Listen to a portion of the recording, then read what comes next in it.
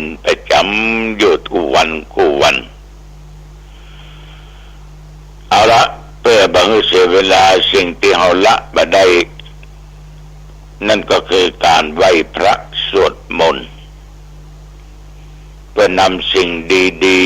ๆที่บังเกิดแก่ตัวเราก็ขอตั้งอกตั้งใจว่าพร้อมๆกันไปเนอะอะระหังสัมมาสัมพุทโธภะคะวาพุทธังภะคะวันตังอภิวาเทมิ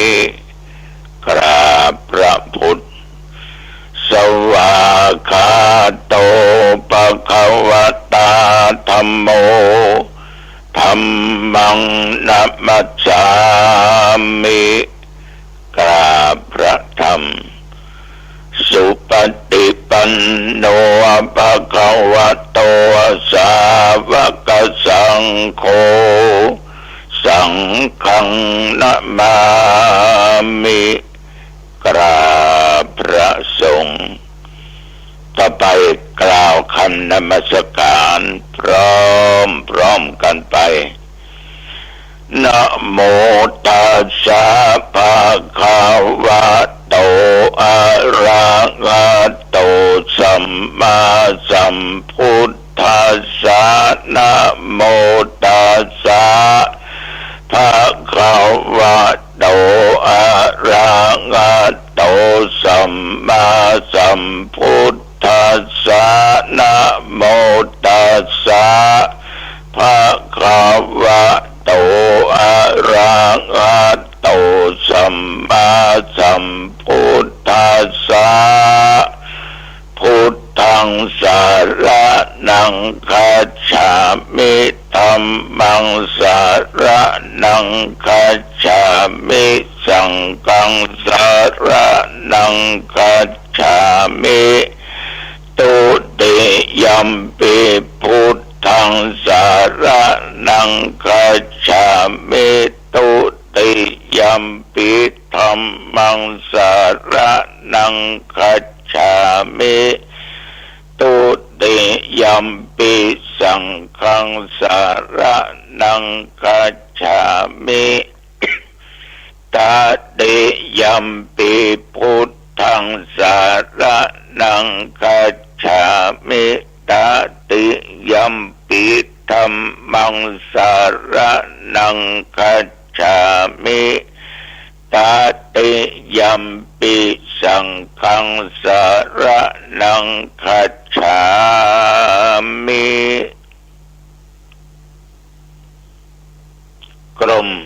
อุตุประกาศว่าตั้งแต่เมื่อตะวันวามาจนถึงปัจจุบันนี้บริเวณวัดหนองตองและใกล้เคียงมีฝนตกหนักเป็นบางครั้งตกเวลาตอนประมาณ9 โมงกว่าตะวันนี้ตกหนักบะเป็นเวลาที่ตั้งวัด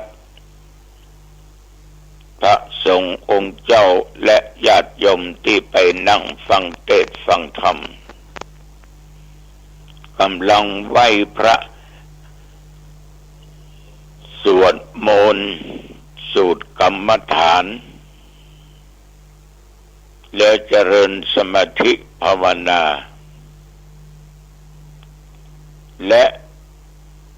ตกมายาวเหยียดจนถึงได้สมาทานหับศีลแล้วก็ฟังเทศน์ฟังธรรมคือตะวันนี้อาตมาภาพได้นำธรรมจาดกเรื่องนางงูอมเทศน์ศรัทธาญาติโยมฟังสินหน้าก็จะเป็นทุเจ้าสินใดก็จะเป็นเน้นเทศน์สับเปลี่ยนหมุนเวียนกันไป ระหว่างที่สวดระหว่างที่เทศฝนก็ลงบะบะเล่นย่ำทันจบเตี้ยฝนก็หยุดแดดออกมาละจะแลด ญาติโยมทั้งหลายพอดีแต่ว่านี้ก็เลี้ยงข้าวป่าอาหารแก่ญาติแก่โยมที่มาฟังเทศน์ฟังธรรมเลี้ยงเพลแก่พระสงฆ์องค์สมณเณรมีเจ้าภาพคือนางลำพันธ์เทพรังสีพร้อมกับหลานพร้อมกับน้องได้เลี้ยงข้าวป่าอาหารแก่พระสงฆ์องค์เณรและญาติโยมเนื่องในการที่ลูกเต้าสามีได้จากไปครบ2 ปีเป็นก็คึดตึงหากันก็ทำบุญหากันโยมทั้งหลายพระเจ้าพระเนรก็นั่งฉันเข้ากันเวลานั้นฝนเอื้อนละ ฝนบัดตกละฝนหยุดละได้สักบึ้นสักเมื่อธรรมาฉันเพ็ญเรียบร้อยประมาณบ่าย2บ่าย3ลงมาสิว่า ขนาดแดดแล้วนะลงมากำเรียกว่าตะวาในน้ำจนพอไหลพอห่วงในข่วงแก้วทั้ง3ที่วัดมีทั้งแดดมีทั้งฝนมีทั้งลมประปรายเล็กน้อย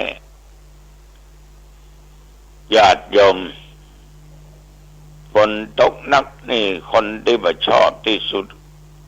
คือพ่อค้าลำไยเจ้าของลำไยถ้ามันถูกแดดแล้วก็มาถูกฝนถูกแดดถูกฝนก็เป็นอุปสรรคในการเก็บเกี่ยวลำไย1ละ2ลำไยถ้ามันแก่ถึงที่สุดมันก็ดำมันก็แตก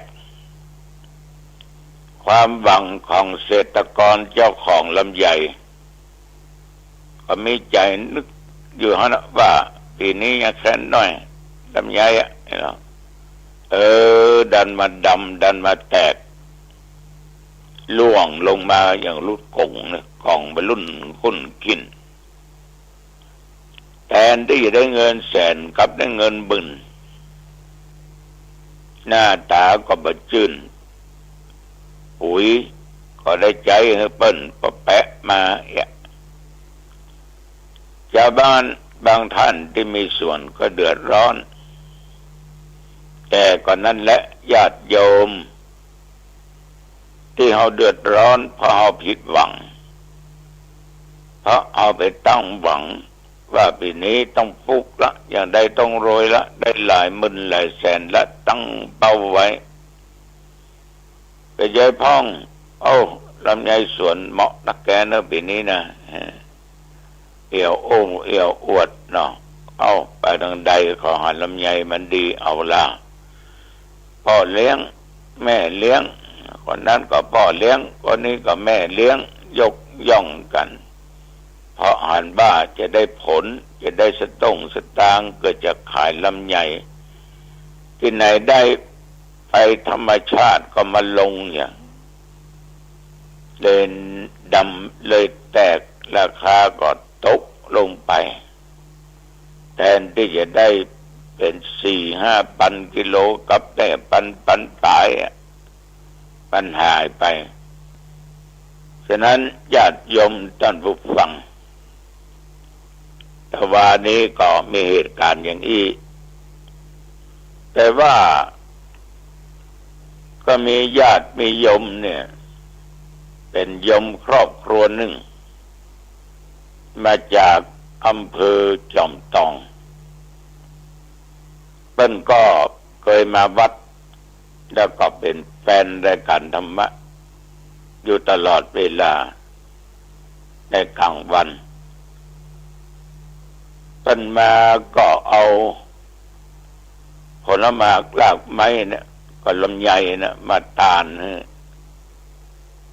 กับสังฆทาน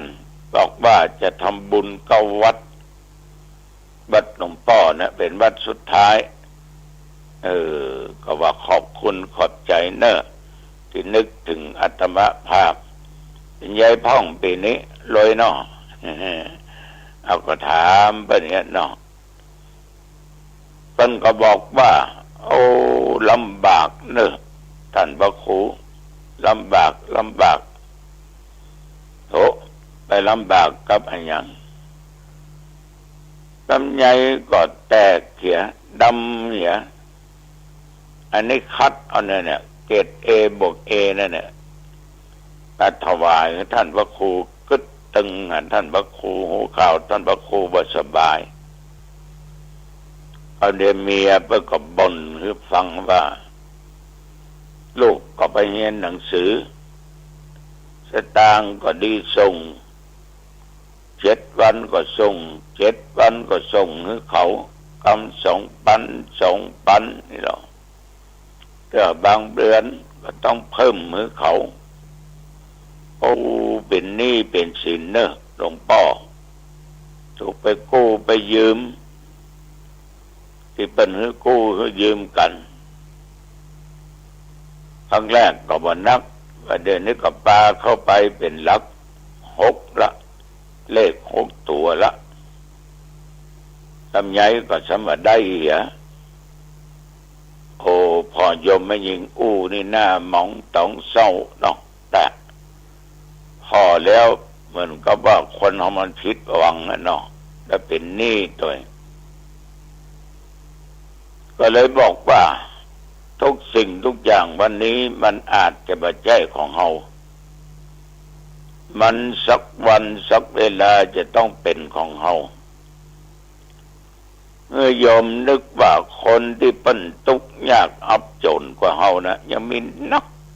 ที่หาเจ้ากินค่ำนะที่เป็นหนี้เป็นสินกว่าเรานะมากกว่าเราก็คงมีนักยอมว่าใหญ่คือบางคนเนี่ยที่ดินก็ไปจำนำไปขำที่ธกส.ก็มีอีกแปลงหนึ่งก็ไปขำที่บ้านพ่อเลี้ยงแม่เลี้ยงเขาก็มี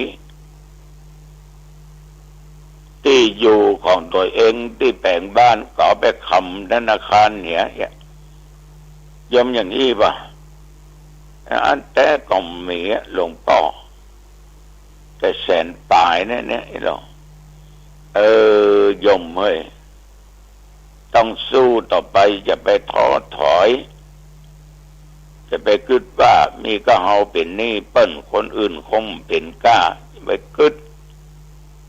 นะ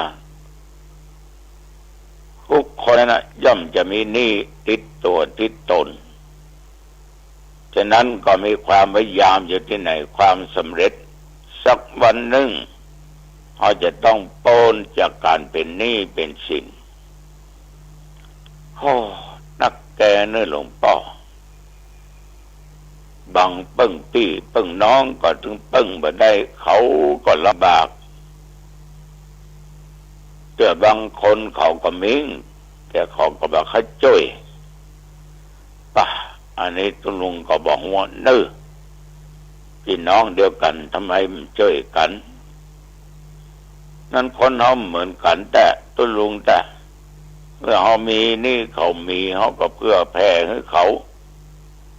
ฐานะอ่านว่าเป็นญาติเดียวกันเป็นพี่เป็นน้องเดียวกัน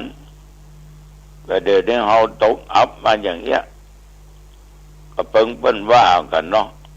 เปิ้งพี่เจ็บต้องเปิ้งน้องเจ็บใจ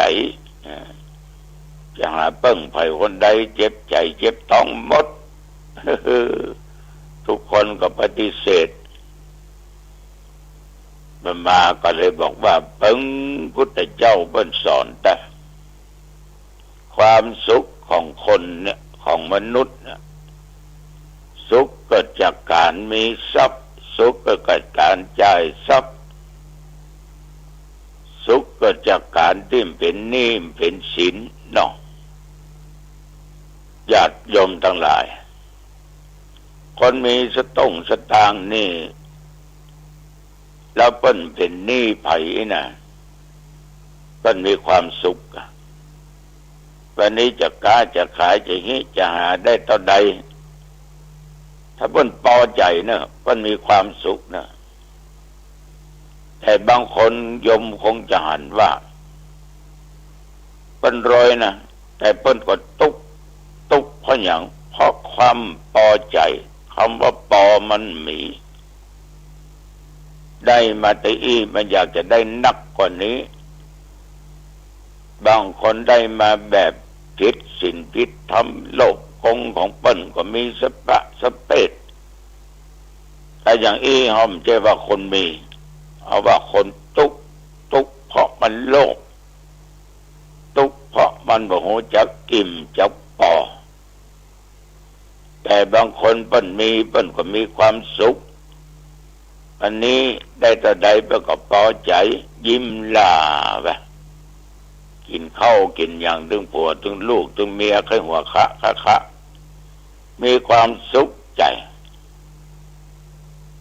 แต่ยังว่าบางคนนั้นญาติโยมบ่มีอย่างสักอย่างแต่บ่เป็นหนี้เป็นสินภัย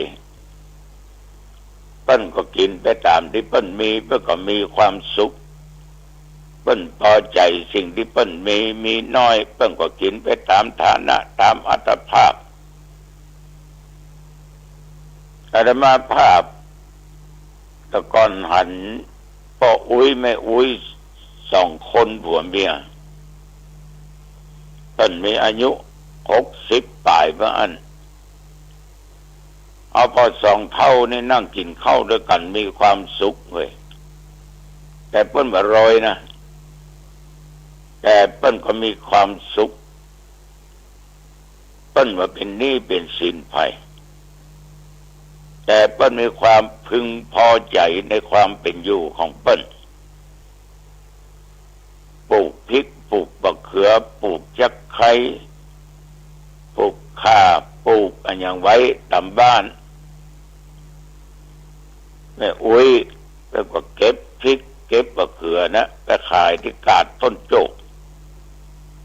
ไปถึงวันนะ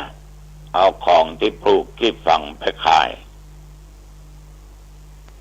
ทำบางอันก็ไปเสาะผักไม่ใส่เขือเสาะผักแคบพ่องที่มันออกตำรั้วบ้านไปเสาะหาผักบุ้งที่อยู่ออกตามต้งตำนาตำหนองเอามัดไปขายที่กาดก็อดมาได้ก็ถามเพิ่นว่าได้นักก่อแม่ได้นักก็บอกวันนี้ยังแค้นน้อยลงตัวเจ้าได้60 กว่าบาทแต่ว่าน้อยไปหน่อยหรอกอันนี้ขายหมดเจ้าน้อย60 กว่าบาทก็ยิ้มได้ไข้หัวได้นี่ยังกินเนาะ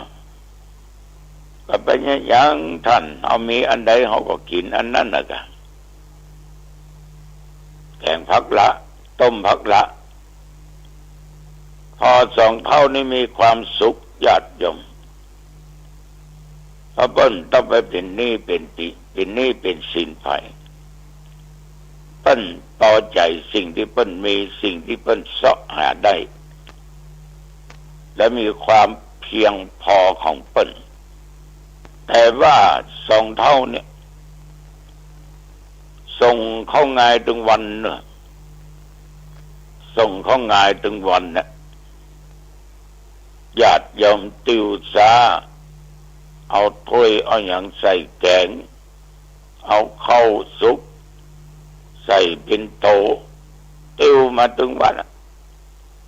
ส่งเข้าง่ายถึงวันเดี๋ยวก็แกงผักแกงนั้นแกงนี้เปิ้นจะหาเปิ้นแกงใส่จีนนี่เรื่องจีนไก่ยินหมูนี่นะส่วนมากเปิ้นจะต้มเปิ้นจะแกงธรรมดาแกงปอดนะ จอประกาศก็จอประกาศปอดไม่ใช่ประยุกต์เหมือนกับห้อมเดียวดูส่องเท่านี้ก็สุขภาพร่างกายแข็งแรงดีแล้วค่อยเจ็บค่อยเป็นอย่างจนอายุเป็น70 ปลายก็ยังแข็งแรงถึงคู่มันดูแล้วญาติโยมถึงเปิ้นจะมีฐานะบร่ำบรวยแต่เปิ้นรวยเปิ้นที่น้ำจิตน้ำใจของเปิ้นมีธรรมะอยู่ในจิตในใจมีความอดทนอดกั้นขยันขันแข็งวันโลภวันหลงเฮ้ยเป็นสองเท่าที่มีสติสัมปชัญญะมากจึงมีแต่ความสุขทุกขนาดไหนก็บ่ลืมกินลืมทานวันศีลวันธรรมนี่มาฟังเทศน์ถึงผัวถึงเมียนะพ่ออุ้ยก็มาแม่อุ้ยก็มาจ้ามได้ขี่รถอย่างรถเปิ้ลก็ถึงหมีเอวกันเข้าวัดซาใส่ของคนละแก่นใส่ขันดอกมาใส่ผักที่เปิ้นปลูกเปิ้นขายมาญาติโยมมีความสุขการแต่งกายก็ธรรมดาพื้นบ้านนะตามคนเฒ่าคนแก่นั่นน่ะและกำหนึ่งที่คนเฒ่าประจายเปิ้นอู้ฟังโอ้ท่านคนเฮาถึงวันเปิงมันตุกะมันบ่อิ่มมันบ่พอโลกมันกินแล้วมันก็ยังไม่อิ่มเด้อมันก็จะเอามาจนอิ่มกัดกัดอะก็เหมือนกับคนมีแล้วมันพอโลกมันขี้โลภขี้โกงโลกมันจะไปสุขใหญ่ท่านคนเฒ่าประจายก็สำกับคติเตือนใจแท้มาก็มาคิดว่าคนเฮามันเป็นอย่างเงี้ยทรัพย์สมบัติภายนอกท่านตายแล้วไปเติมจะหาได้ดูอู้อย่างอี้วะเอาฟังเปิ้นอู้แล้วมันเป็นธรรมะทั้งนั้นเป็นธรรมะทรัพย์ภายนอกเนี่ยมันจะเอาไปตัวได้ท่านมันสู้ทรัพย์ภายในไม่ได้ดังที่ท่านว่านั่นเนาะโอ้คนแก่นี่จำกันคนแก่นี่จำทรัพย์ภายในนั้นญาติโยมโจรปล้นบ่ได้น้ำท่วมไฟไหม้บ่ได้นั่นก็คือศรัทธาศีลหิริโอตตัปปะพาหุสัจจะจาคะและปัญญาตัวธรรมะ7 ตัวเนี่ยเป็นทรัพย์ภายในเอามานึกดูพ่ออุ้ยแม่อุ้ยคู่นี้มีทรัพย์ภายในมีศรัทธามีศีลมีหิริมีโอตตัปปะมีพหุสัจจะมีจาคะมีปัญญาเพิ่นจึงเป็นสุขก็นั่งอู้จากันครับสองเท่านี้หลายเตื้อละนะอันนี้ก็ขอฝากไปกับญาติกับโยมเถอะนะชีวิตต้องต่อสู้ศัตรูก็อย่าชูกำลังอุปสรรคคือครูอาจารย์ความเกียจคร้านคือหนทางความหายนะกันใหม่วันพรุ่งนี้อายุวันโนสุขังปะลังศึกษาภาคเรียนที่1/2562และปีการศึกษา1/2563มีเด็กจำนวนถึง 1.8 ล้านคนที่มีโอกาสจะหลุดจากการศึกษาท่านตกใจไหมคะแต่สิ่งที่น่าตกใจกว่าค่ะตัวเลขล่าสุดนี้ปีการศึกษาที่1/2564 มีนักเรียนยากจนหรือยากจนพิเศษค่ะที่มีความเสี่ยงที่จะหลุดออกจากระบบการศึกษาเท่าไหร่ท่านทราบไหมคะรวมแล้วนะคะตัวเลขถึง1,900,000 คนค่ะเยอะไหมคะท่านตัวเลขนี้มันสูงมากนะคะมันฟ้องมันบ่งบอกถึงอะไรในระบบการศึกษาไทยท่านทราบไหมคะท่านประธานว่าเด็กที่หลุดจากระบบการศึกษาในจำนวนนี้เนี่ยถ้าเปรียบเทียบนะคะจะมีทุก16 คนใน100 คนค่ะที่ไม่ได้เรียนหนังสือปัจจุบันสถานการณ์นี้นะคะมันทวีความรุนแรงมากขึ้นมีรายงานจากยูนิเซฟค่ะพบว่าความสามารถในการอ่านออกเขียนได้ของเด็กไทยมีแนวโน้มลดลงกว่า 30%ปัญหาเหล่านี้มันส่งผลกระทบทั้งทางเลือกในการดำเนินชีวิตการทำงานและฐานะทางเศรษฐกิจของครอบครัวของเด็กกลุ่มนี้ค่ะและมันยังส่งผลค่ะปัญหาเด็กหลุดออกจากระบบการศึกษาไม่ใช่แค่ปัญหาของการศึกษาเท่านั้นแต่มันกระทบถึงการพัฒนาเศรษฐกิจของประเทศด้วยผลการวิจัยระบุว่าประเทศไทยถ้าหากนะคะไม่มีเด็กหลุดออกจากระบบการศึกษาจะทำให้ GDP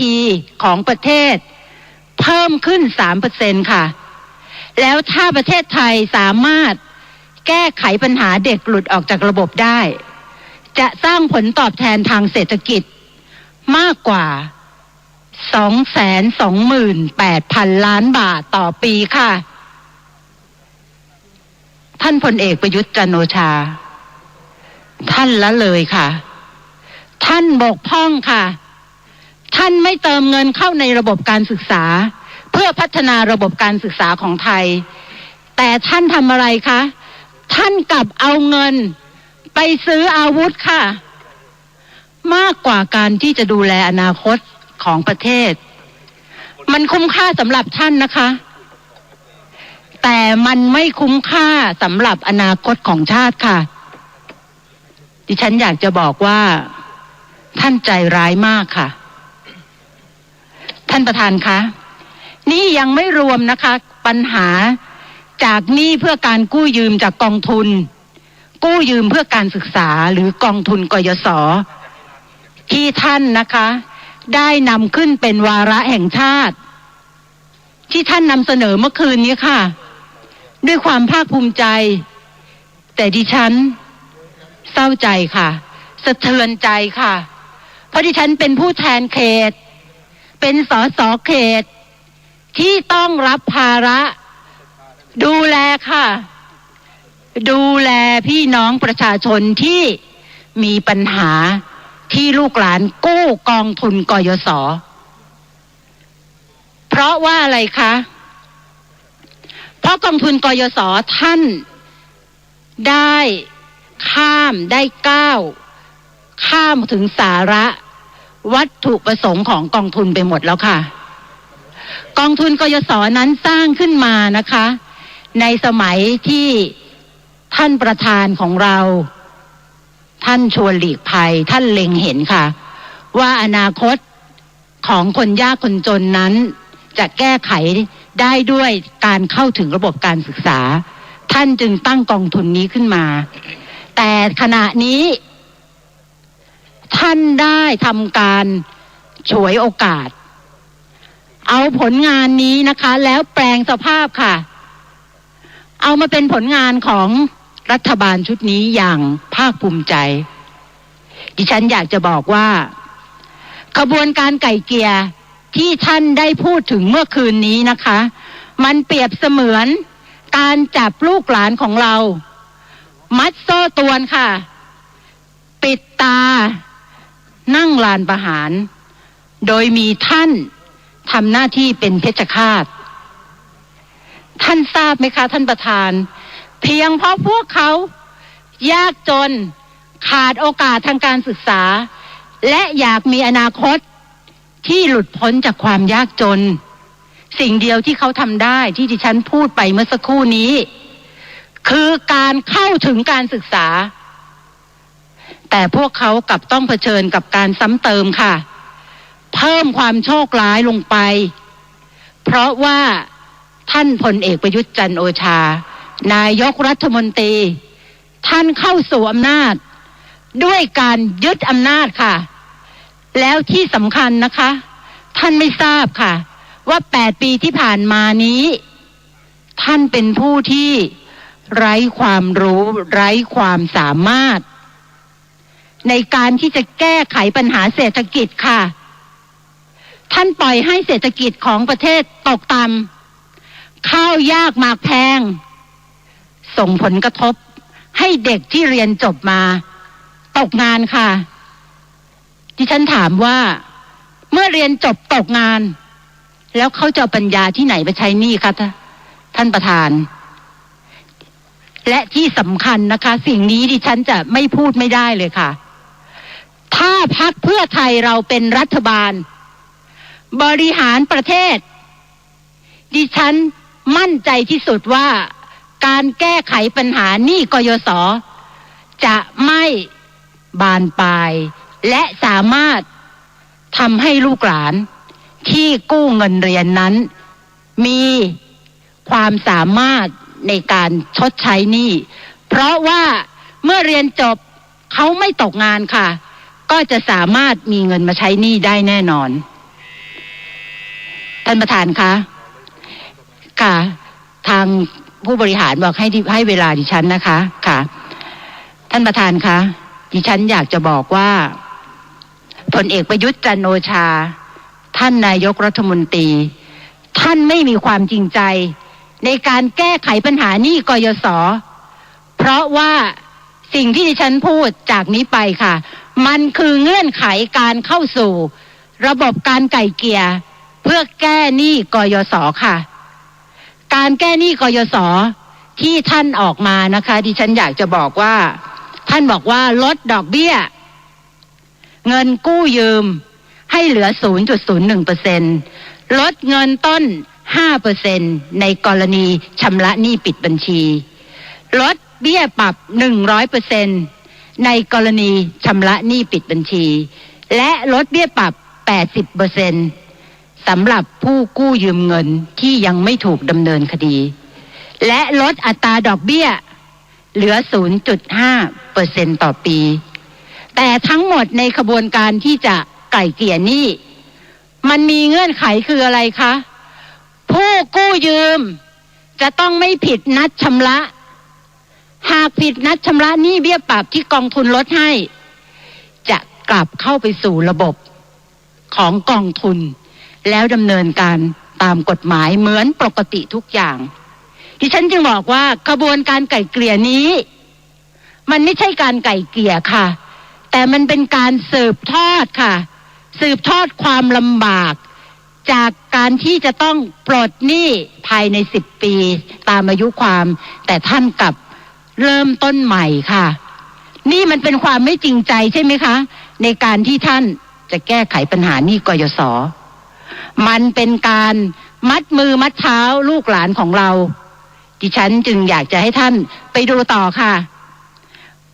เรามาดูนะคะว่างบแสดงผลของกองทุนกยศค่ะตัวเลขในการแสดงผลจากรายได้ดอกเบี้ยเงินกู้ค่ะท่านเห็นไหมคะว่าปี63แล้วก็ปี64ท่านสามารถนะคะมีรายได้จากดอกเบี้ยเงินกู้ยืมเพิ่มขึ้นเป็นจำนวนมหาศาลต่อไปรายได้จากเบี้ยปรับเงินเพิ่มดิฉันไม่อ่านตัวเลขนะคะจะได้ไม่เสียเวลาค่ะก็มีกำไรมากขึ้นค่ะมีรายได้เพิ่มมากขึ้นดิฉันอยากจะถามว่ากองทุนนี้เป็นกองทุนเสมือนให้เปล่าเป็นกองทุนเพื่อที่จะมาแก้ไขความเหลื่อมล้ำความยากจนเป็นกองทุนที่ให้โอกาสสำหรับลูกหลานเราได้เข้าถึงการศึกษาแต่ผลปรากฏว่าท่านภาคภูมิใจค่ะโดยเฉพาะผู้จัดการกองทุนกยศท่านภูมิใจได้อย่างไรคะที่กองทุนกยศมีกำไรท่านภูมิใจได้อย่างไรคะ ที่เด็กบางคนล้มละลายบางคนครอบครัวถูกยึดทรัพย์ครอบครัวบางคนถูกยึดบ้านและหนำซ้ำหนักที่สุดบางคนคิดสั้นฆ่าตัวตายค่ะส่งผลให้ผู้ค้ำประกันต้องเดือดร้อนถูกยึดทรัพย์ถูกยึดบ้านท่านทราบไหมคะท่านประธานกองทุนกู้ยืมเพื่อการศึกษาในยุคของพลเอกประยุทธ์จันทร์โอชาในความหมายของลูกหลานปัจจุบันเขาให้ท่านว่าอย่างไรลูกหลานบอกว่าถ้าอยากเรียนต้องเป็นหนี้และเมื่อเป็นหนี้เพราะว่าต้องการมีโอกาสได้รับการศึกษาเท่าเทียมคนอื่นแต่พอเมื่อเป็นหนี้แล้วล้มละลายค่ะเพราะว่าไม่มีความสามารถในการที่จะชำระหนี้ที่เกิดจากการศึกษาเหมือนกับว่าประเทศไทยของเรานี้ไม่เคยปราณีกับคนจนค่ะหรือสิ่งที่ดิฉันอยากจะพูดนะคะว่าทำไมเป็นคนจนต้องเผชิญกับคำว่าโง่จนเจ็บตลอดชีวิตเลยเหรอคะท่านประธาน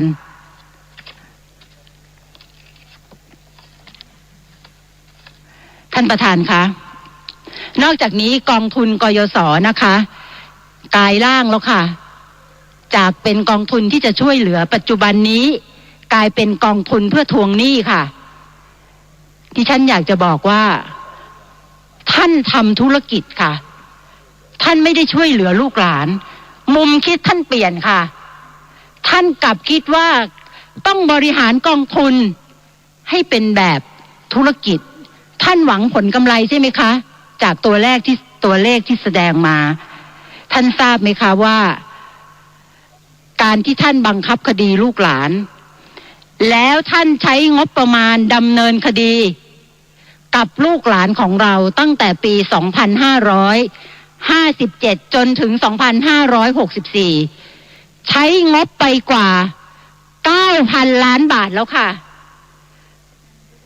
9,000 ล้านบาทนี้ปัจจุบันมันกลับกลายเป็นภาระของลูกหลานค่ะเพราะว่าในการดำเนินคดีฟ้องคดีบังคับคดีลูกหลานเราต้องหาเงินมาจ่ายค่ะจ่ายค่าทนายความและค่าดำเนินคดีมีคำถามนะคะมากมายจากลูกหลานของเราและจากพ่อแม่พี่น้องผู้ปกครองว่าทำไมกองทุนกยศจึงเลือกจ้างบริษัทมาดำเนินคดีกับลูกหลานในเมื่อกลไกของรัฐท่านสามารถประหยัดค่าใช้จ่ายและสามารถช่วยลูกหลานได้ด้วยการส่งเรื่องไปให้สำนักงาน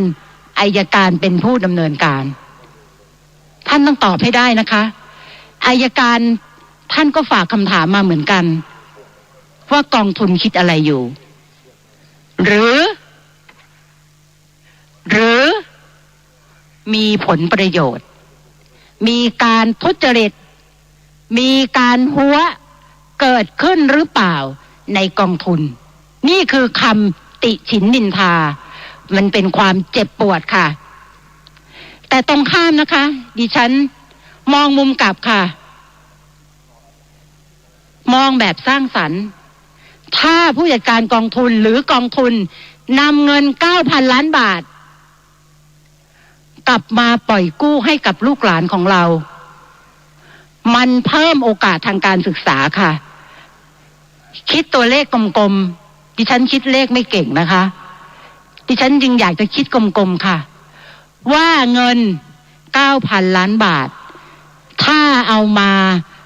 ปล่อยกู้ให้กับลูกหลานของเราเพียงแค่คนละ 100,000 บาทเด็กไทยจำนวนไม่มากไม่น้อยค่ะจะได้มีโอกาสทางการศึกษาถึง 90,000 คนดีไหมคะท่านถ้าท่านคิดแบบนี้นะคะมันจะทำให้การดูแลกองทุนกยศเพื่อลูกหลานของเรานั้นจะมีประสิทธิภาพแล้วลูกหลานเราจะมีโอกาสค่ะดิฉัน จึงขอกล่าวหาค่ะกล่าวหาพลเอกประยุทธ์จันทร์โอชานายกรัฐมนตรีค่ะว่าไม่ปฏิบัติตามรัฐธรรมนูญไม่ปฏิบัติตามนโยบายที่แถลงไว้ต่อรัฐสภาท่านไม่ใส่ใจไม่ดำเนินการแก้ไขข้อบกพร่องในการบริหารราชการแผ่นดินตามที่รัฐธรรมนูญและข้อกฎหมายได้บัญญัติเอาไว้ท่านฝ่าฝืนไม่ปฏิบัติตามมาตรฐานทางจริยธรรมอย่างแท้จริงท่านเป็นนายกรัฐมนตรีที่ขาดความรู้ขาดความสามารถสร้างความล้มเหลวในการบริหารประเทศสร้างความล้มเหลวทางเศรษฐกิจไทยและไม่ซ้ำท่านยังสร้างความล้มเหลวในระบบการศึกษาไทยด้วยค่ะ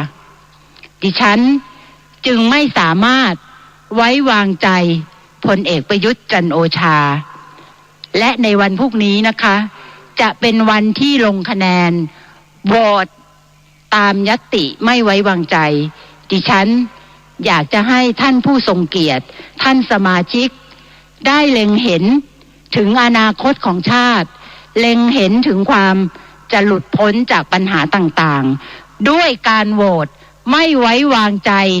พลเอกประยุทธ์จันทร์โอชาและคณะเพราะทุกนาทีที่พลเอกประยุทธ์จันทร์โอชานายกรัฐมนตรียังอยู่ในการบริหารบ้านเมืองมันเท่ากับการตายทั้งเป็นของอนาคตลูกหลานเรากราบขอบพระคุณค่ะท่านประธานขอบคุณครับก่อนที่ท่านชูวิทย์พิทักษ์พรพลบจะอภิปรายนะครับท่านนายกรัฐมนตรีขอชี้แจงเชิญท่านนายกครับ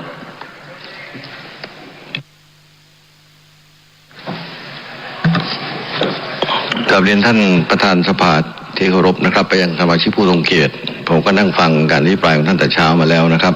ก็มีอยู่หลายประเด็นด้วยกันที่เกี่ยวข้องในกรอบอำนาจหน้าที่ของรัฐมนตรีว่าการกระทรวงกลาโหมนะครับผมก็จะขออนุญาตชี้แจงอย่างสั้นๆเพราะเวลามันก็จำกัดนะครับและมีอีกหลายเรื่องที่จะต้องเก็บตกภายหลังนะครับ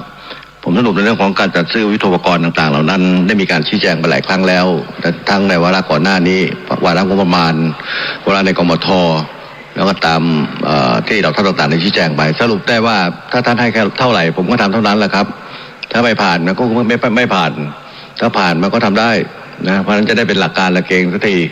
นะสิ่งที่เขาชี้แจงมามันมีเหตุมีผล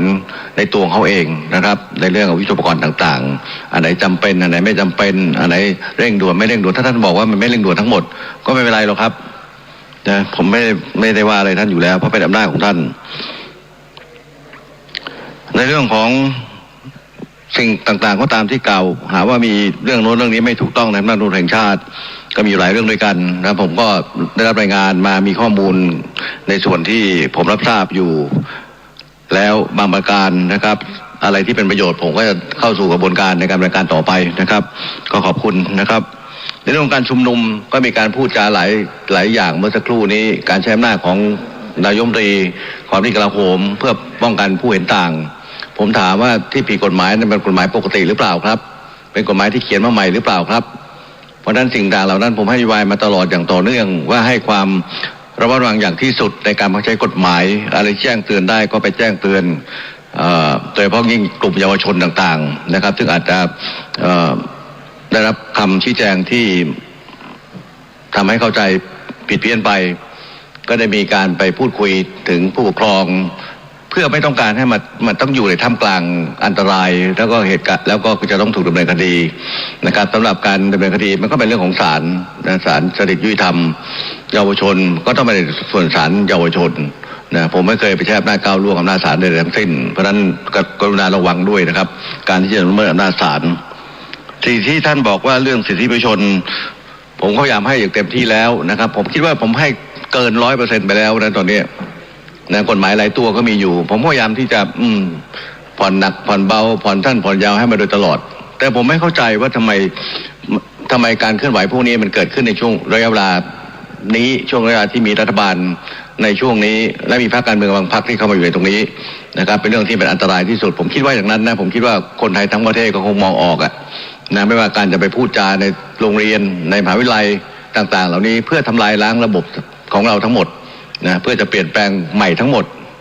ผมคิดว่าคนไทยคงไม่ยอมหรอกนะครับเพราะฉะนั้นท่านจะมาโทษเจ้าหน้าที่ว่าเป็นผู้ที่ทำโน่นทำนี่ไม่ได้เพราะท่านเป็นคนเริ่มทำเองนะครับกฎหมายทุกฉบับผมไม่ได้กำหนดขึ้นมาใหม่นะครับเมื่อวานนี้อีกเรื่องนึงคือเรื่องของการป้องกันประเทศในเรื่องของการดูแลชายแดนในการดูแลในเรื่องน่านฟ้าเรื่องต่างๆผมคิดว่าผมก็พูดไปหลายครั้งแล้วนะครับท่านก็พยายามที่จะฟื้นขึ้นมาอีกให้ได้นะครับผมก็ยอมรับว่าผมจะทำให้ดีที่สุดนะครับแต่จะให้ถูกใจท่านทั้งหมดคงเป็นไปไม่ได้เพราะผมไม่ได้ทำงานคนเดียวนะทำงานด้วยระบบทำงานด้วยความร่วมมือการประสานสัมพันธ์กับต่างประเทศไม่ว่าเขาจะเป็นอะไรก็ตามเนี่ยแต่เขาก็เป็นเพื่อนบ้านของเราเรื่องกิจการการเมืองภายในเป็นเรื่องของเขาเรื่องของการต่อสู้ก็เป็นเรื่องของเขาอีกนะเราคงไม่อยากให้ใครเข้ามาวุ่นวายกับเรื่องสถานการณ์แบบนี้ในประเทศของเราเช่นกันนะครับเพราะฉะนั้นก็ขอให้ระมัดระวังไว้ด้วยในการพูดจาต่างๆแล้วสิ่งที่เป็นภาพปรากฏมานั้นมันก็มีทั้งจริงบ้างไม่จริงบ้างแล้วทุกอย่างผมก็สอบถามไปแล้วได้มีการดูแลหรือไม่มีการดูแลจากหน่วยงานในพื้นที่นะครับกับผู้ที่รับการบาดเจ็บหรือสูญเสียการที่บอกว่าเราทำไมไม่รับสิทธิมนุษยชนเอาคนที่เดือดร้อนในต่างประเทศเข้ามาเราเคยเอาเข้ามาแล้วนะครับหลายแสนคนวันนี้ก็ยังเหลืออยู่กับแสนคนนะครับเพราะฉะนั้นเราก็ใช้วิธีการมาหาพื้นที่ปลอดภัยให้เขาเกิดการสู้รบในฝั่งเขาก็จะเข้ามาอยู่ระยะเวลาหนึ่งดูแลมนุษยธรรมหาอาหารดูแลให้ยารักษาต่างๆนะครับโดยที่ไม่เลือกปฏิบัติแล้วเขาก็กลับไปเมื่อสถานการณ์สิ้นสุดลงท่านต้องเข้าใจว่าชายแดนเราเนี่ยมันมีชายแดนที่ติดกันและไม่มีอะไรที่มันชัดเจนนะครับนอกจากแนวที่ยึดถือกันไว้ตามธรรมชาตินะครับแล้วก็อยู่ห่างกันระหว่างเราและผู้กลุ่มต่อต้านนี้ไม่เกิน500 เมตรหรอกครับนะเพราะฉะนั้นการที่จะมีการปะทะกันของฝ่ายตรงข้ามเขาก็หันหน้ามาใส่หันหลังมาให้เราอีกพวกก็หันหน้ามาใส่เราเพราะฉะนั้นโอกาสที่มันจะเกิดปัญหาเนี่ยมีมากมายพอสมควรนะครับซึ่งเราได้มีการเตือนไปหลายครั้งไม่ว่าจะในเรื่องของการใช้อาวุธควันกระสุนควันเตือนเมื่อมีกระสุนมาตกในฝั่งเราก็ได้รับการปฏิบัติหยุดนะครับแล้วก็ถ้าหากว่ายังฝ่าฝืนอยู่ก็ต้องใช้อาวุธจริงออกไปเพราะฉะนั้นต้องระวังอย่างที่สุดนะครับเรื่องกิจการภายในของเขาเนี่ยเป็นเรื่องของเขานะเขาก็ไม่เคยไปยุ่งกับผมไม่เคยไปยุ่งกับใครเราก็ไม่เคยไปยุ่งกับใครเพราะเป็นเรื่องของภายในของเขาเมื่อคืนมีการเอาภาพผมมาเปรียบเทียบว่าเวลาผมไปต่างประเทศแล้วไม่ได้รับการต้อนรับคนเสนอก็นั่งอยู่นี่นะครับภาพที่เห็นเนี่ยเป็นภาพที่มาประกอบกันทั้งสิ้นภาพที่ผมไม่ได้รับการทักทายพูดจาจับผมมายืนท่ามกลางที่คนกำลังคุยกันแล้วผมมายืนเฉยๆแล้วหาว่าคนไม่คุยกับผมว่าไม่ใช่อ่ะนะอันนี้ไม่ต้องมาเถียงผมไปขอข้อมูลจากกระทรวงต่างประเทศได้นะผมไม่อยากจะเอาภาพเพิ่มมาโฆษณาตัวเองนะครับเพราะฉะนั้นถ้าท่านไม่เคยไปท่านไม่เคยเป็นท่านไม่เคยอยู่ท่านอย่ามาว่าผมเอาไว้ท่านเป็นซะก่อนนะแล้วท่านค่อยทำให้ดีที่สุดก็แล้วกันผมไม่ได้ว่าผมทำดีที่สุดอยู่แล้วนะครับเรื่องต่อไปเรื่องกยศผมก็ไม่ได้ไปทำลายระบบกยศของท่านวันนี้ก็เห็นว่ารัฐบาลให้ความสำคัญกับคนที่ออกนอกระบบการศึกษาให้กระทรวงการศึกษาไปนำกลับเข้ามาวันนี้ก็อยู่ในกระบวนการตรงนี้ผมถามว่าแต่ก่อนมันมีไหมมันมีนะครับไม่ใช่ไม่มีสมัยท่านที่ว่าดีๆแน่ๆมีไหมมีเหมือนกันแต่ผมพยายามทำของผมสมัยก่อนนั้นท่านก็ไม่เห็นท่านทำอะไรนะในสิ่งที่มันเกิดขึ้นมาแล้ววันนี้ก็มาถึงผมท่านก็มาจับตาดูว่าผมทำได้มากน้อยเพียงใดเอาละครับผมก็จะทำแหละท่านเสนอมาผมก็จะดูให้ในส่วนของหนี้กยศนั้นท่านทำไมถึงจะต้องสอนให้คนว่าไม่รับผิดชอบที่ผมทำนี่คือผมทำให้คนต้องรับผิดชอบนะเมื่อกู้เงินไปก็ต้องรับผิดชอบแต่ทำยังไงให้เขาไม่เป็นภาระทำไงเขาไม่เป็นภาระในเรื่องการส่งดอกส่งอะไรต่างๆก็ตามลดต้นลดดอกก็แต่ท่านบอกเอาเงินทั้งก้อนไปแจกไปให้หมดเลยแล้วผมถามว่าเอาเงินจากที่ไหนหลายคนผมไม่อยากเอ่ยชื่อมีครับยังไม่จ่ายแต่กยศนะมีเงินเดือนตั้งเป็นแสนเนี่ยผมก็ไม่เข้าใจนะเพราะฉะนั้นสิ่งที่รัฐบาลให้ความสำคัญกับคนที่มีรายได้น้อยคนที่ไม่เข้าสู่ระบบการศึกษาเป็นสิ่งที่ดีจะเรียนอะไรก็ดีทั้งนั้นแหละครับแต่วันนี้สาขาที่เขาต้องการเนี่ยมันคืออะไรบ้างล่ะก็ฝากขอพระท่านช่วยไปแนะนำด้วยว่าเราจะควรเรียนในสาขาอะไรนะที่ต้องการที่ประเทศต้องการ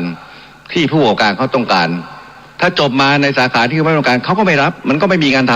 ำมันก็คือภาระของประเทศเราก็ต้องดูแลกันต่อไปอีกนะครับผมก็ทิ้งไม่ได้อยู่ดีอ่ะ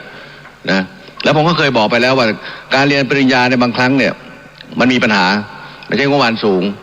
รายได้ไม่เพียงพอผมก็บอกว่าขณะนี้โลกกำลังต้องการแรงงานที่เกิดจากในส่วนของอาชีวะเรียนไปด้วยทำงานไปด้วยสร้างเสริมประสบการณ์แล้วก็ไปเรียนปริญญาต่อทีหลัง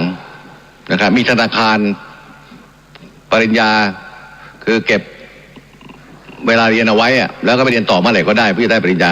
วันนี้สิ่งที่เราต้องทำก็คือต้องร่วมมือกันแล้วทำให้อยู่รอดไปด้วยกันนะผมทำให้มันอยู่รอด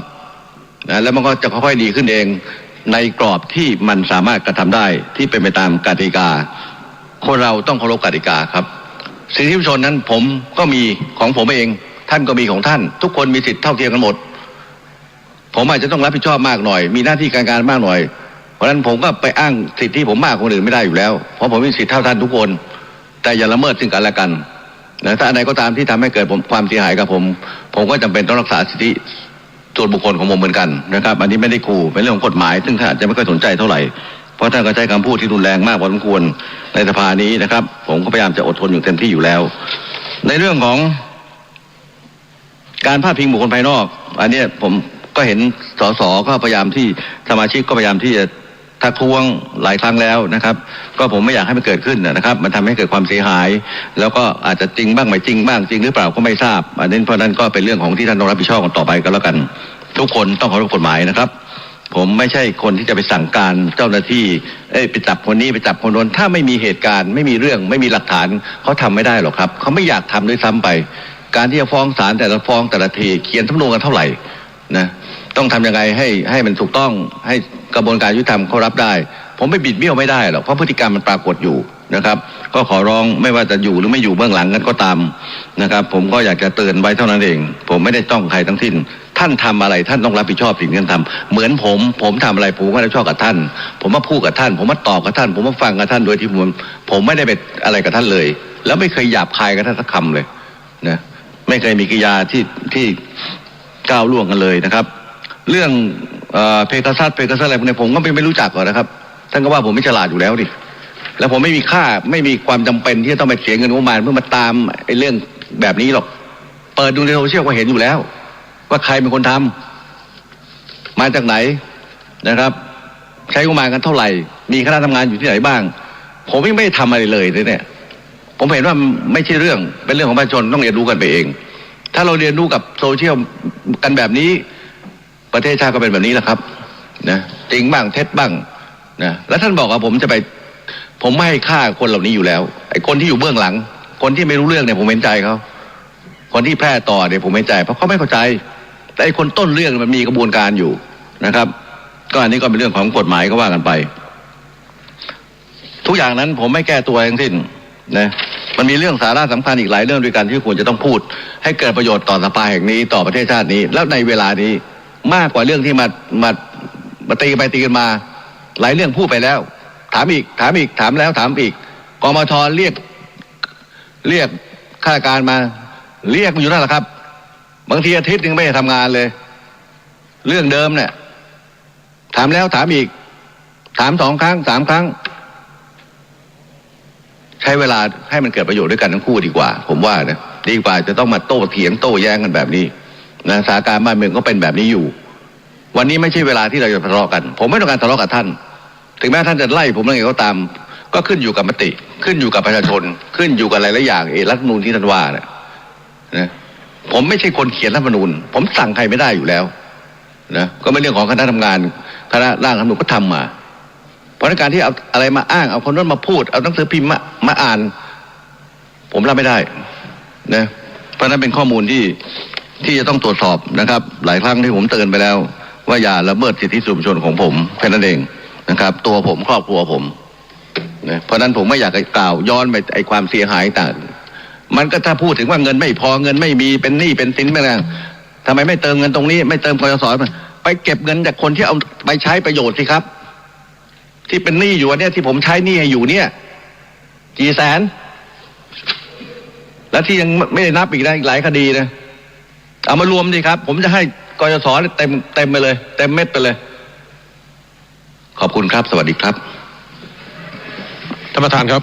ขอใช้สิทธิ์ตามข้อ69ครับท่านประธานครับ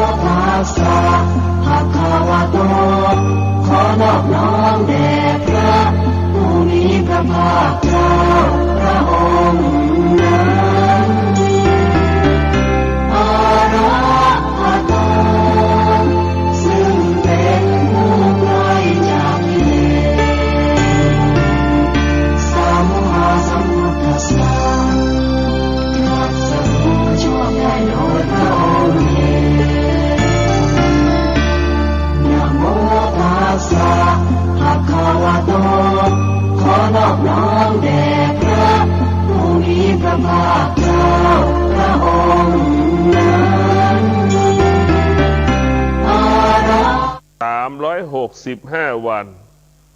สายแสงส่องแสงสว่างตลอดเวลา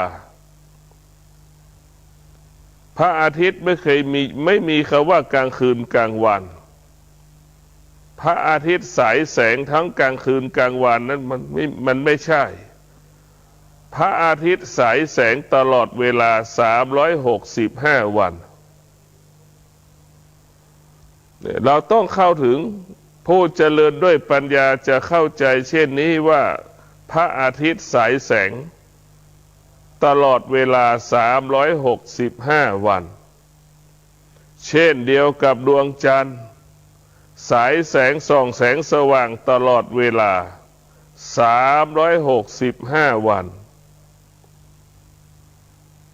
หมายความว่าพระอาทิตย์และพระจันทร์ไม่เคยหยุดส่องแสงสว่างส่องแสงสว่างตลอดเวลาผู้เจริญด้วยปัญญาจะเข้าใจเช่นนี้เข้าใจแบบนี้แต่ผู้เจริญด้วยการศึกษาผู้ที่มีการศึกษาผู้เจริญด้วยวิทยาศาสตร์จึงมีคำว่ากลางคืนและกลางวันกลางคืนกลางวันก็เป็นสิ่งที่เราบัญญัติกำหนดขึ้นพระอาทิตย์ก็ไม่ได้หยุดเช่นกลางคืนเมื่อคืนนี้พระอาทิตย์ก็ไม่ได้หยุดมาหยุดสายแสงพระจันทร์ก็เช่นเดียวกันก็ไม่ได้หยุดสายแสง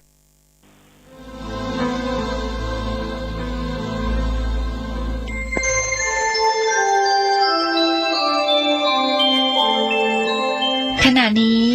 ท่านกำลังฟังสถานีวิทยุกระจายเสียง FM 104.5 เมกะเฮิรตซ์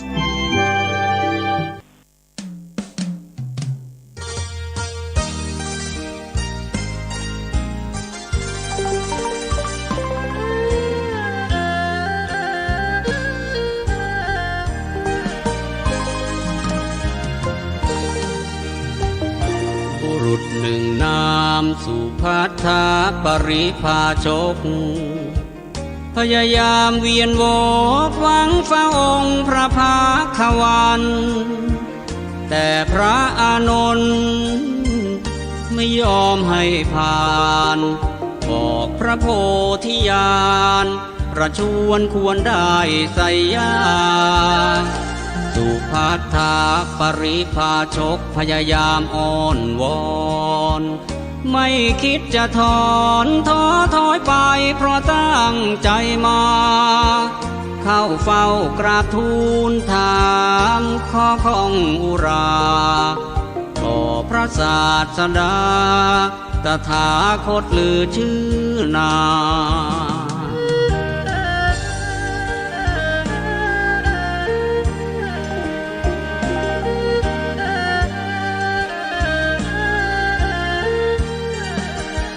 สุภัทธาพระอานนท์ชี้แจงเหตุผลไปคนละอย่าง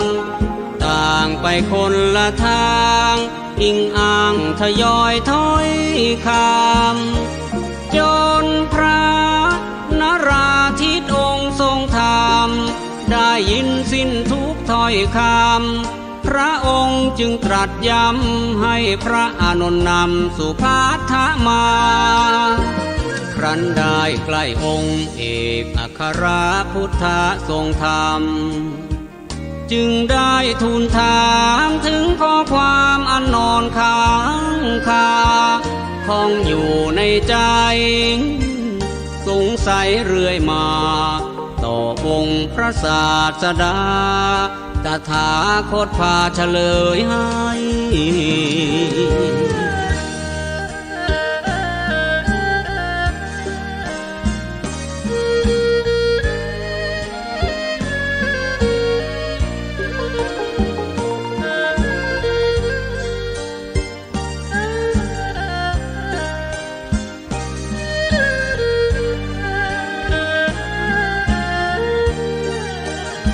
สุภัทธาถามถึงลัทธิครูทั้งหกยกนามนำหน้าเช่นปูรณกัสสปะและนาตบุตรเป็นคนสุดท้ายครูทั้งหกนี้นั้นเป็นชั้นใด เป็นสามณะอรหันต์หรือไม่มีลัทธิปฏิบัติอย่างไรเหมือนกันบ้างไหมกับของพระองค์พระศาสดาตรัสว่าสุภัททะอย่าสนใจในลัทธิทั้งหลายแล้วตั้งใจฟังธรรมอันยิ่งยงคือมรรค8 องค์นั้นสำคัญสูงส่งแล้วพระพุทธองค์ก็ทรงย่อลงอธิบาย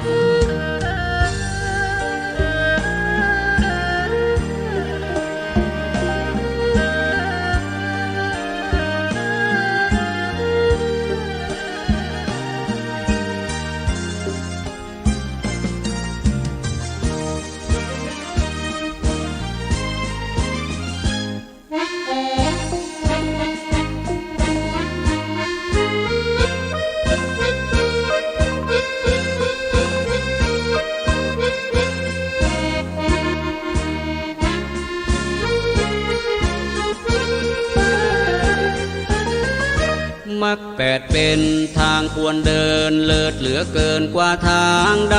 เป็นมรรคาที่อำไพอันพาไปให้ผ่านพ้นทุกทั้งมวลชวนวกวนทางนี้ดลพ้นห่วงลำเค็นไปถึงแดนอันแสนเย็นมรรค8เป็นทางพาไป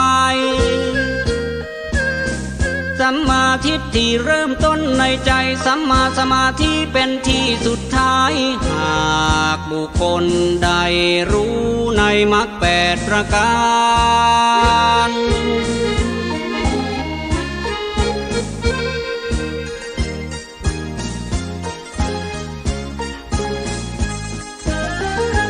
พระโสดาสกทาคามีอนาคามีพระอรหันต์พระอริยบุคคลสำคัญต้องเดินตามทางอันว่ามานี้ตราบใดภิกษุทั้งหลายในธรรมวินัยพระชินสีแม้นมันเพียรอยู่ในกรอบปฏิบัติชอบปฏิบัติดี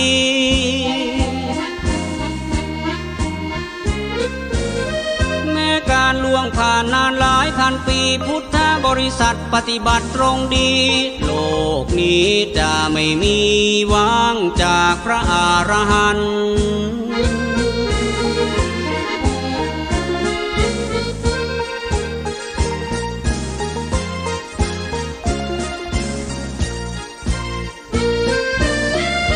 สุภัททะฟังธรรมที่พระองค์ทรงนำมาแสดงโดยย่อนั้นใจ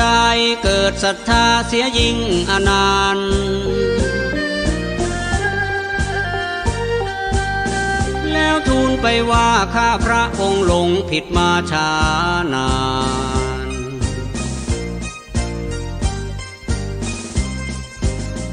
บัดนี้พระธรรมพระองค์ทรงนำแสดงแจ้งยิ่งมองเห็นความจริงหนทางเย็นยิ่งเป็นสิ่งสำคัญขอบัรพชาต่อองค์พระขวันพระองค์ทรงทานตรัสแย้มวจีเธอเป็นนักบวชนอกศาสนาเป็นสาวกอันยะเดียรธีต้องอยู่ติดที่ยะปริวาสมิพร่องมิขาด4 เดือนพึงมีสุภัททะจึงกราบทูลพระอดุลยชินสีต่อให้ต้องคอยไปจน4 ปีได้บวชยินดีไม่สิ้นศรัทธา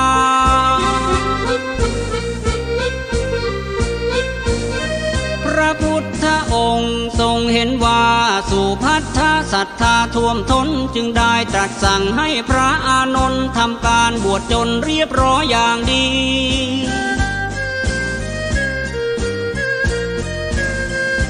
สุภัททะเร่งเพียรทันทีปลีกตัวเข้าป่ามิช้ารอรี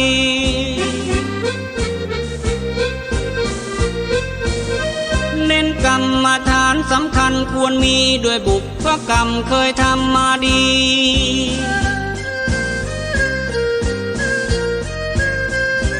ยังมีสิ้นราตรีก็สำเร็จทันทีเป็นพระอ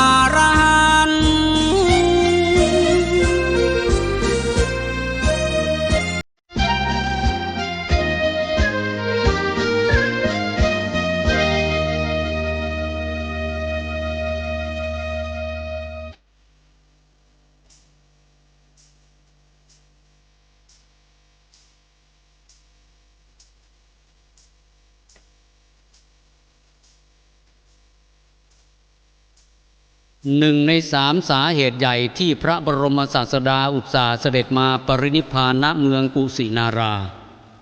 ก็คือจะได้โปรดสุภัททปริภาชกเป็นปัจฉิมสาวกคือพระสาวกองค์สุดท้ายให้ได้สำเร็จพระอรหันต์แม้จะทรงลำบากพระวรกายก็ไม่ได้ทรงย่อท้อต่อความเหนื่อยล้าด้วยน้ำพระทัยอันเปี่ยมไปด้วยพระเมตตากรุณาต่อมวลสัตว์ทั้งโลกาอันมิเคยลดลาและเหือดหายไปจากพระหฤทัยของพระพุทธองค์มหาสมุทรมากนาทียังมีขึ้นมีลงแต่น้ำพระทัยในพระพุทธทรงคงเปี่ยมล้นตลอดเวลาที่วาวันตะวันฉายสาดแสงส่องไปทั่วแหล่งล่าพอสายันก็เริ่มล้าลาลดจนหมดแสงถึงจันทร์เพ็ญเด่นฟ้าทาบนภาเจิดแจ้งมินานจันทร์ก็อ่อนแรงทั้งสีแสงแห้งหดหมดวี่แววแต่น้ำพระทัยพระเมตตาพระสัมมาสัมพุทธเจ้าแสงสุริยาและจันทร์เจ้าคล้าวร่วมรวมแล้วแถมดาริกาที่ดารดาษทั้งนภากาศพราวแพรวเทียบจอมทวีปประทีปแก้วพระพุทธแล้วไม่มีเลย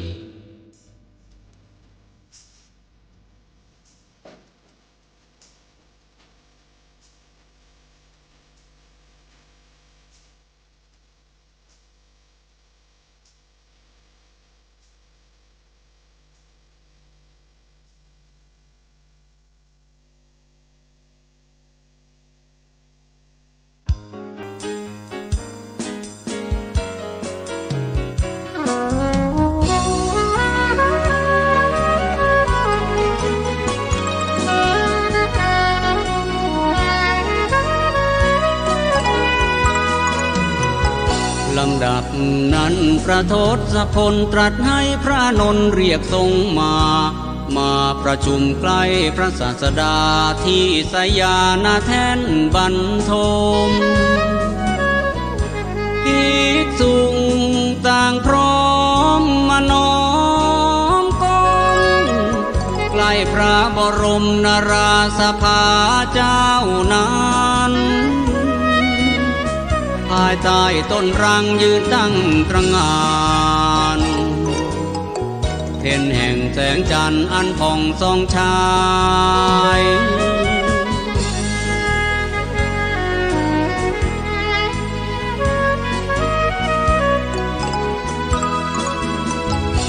แล้วประทานโอวา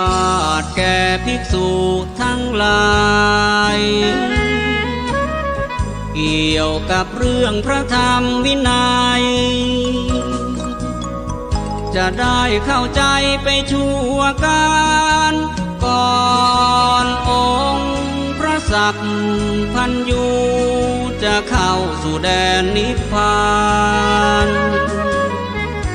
แล้วองค์พระโพธิญาณตรัสพจมานประทานพุทธโอวาทว่า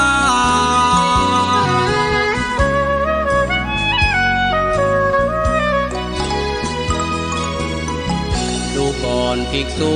ทั้งหลายก่อนนี้เราได้สอนสั่งท่านทั้งหลายได้รับฟังตามเราสอนสั่งอยู่ทุกเวลาแต่ผู้เดียวเสมอมาเป็นศาสดาของท่านทั้งหลายได้เห็นประดุจร่มเงาทั้งเช้าและเย็นนี่ได้วายเว้นเห็นอยู่ทุกวัน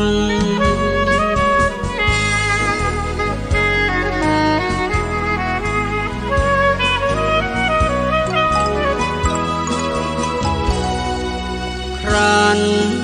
เราได้ล่วงลับดับขัน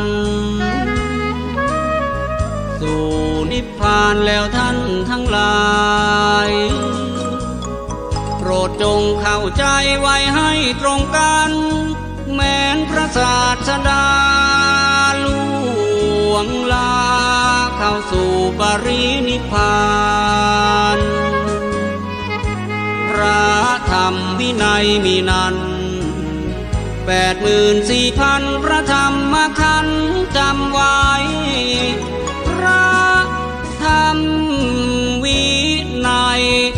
เราแสดงออกไป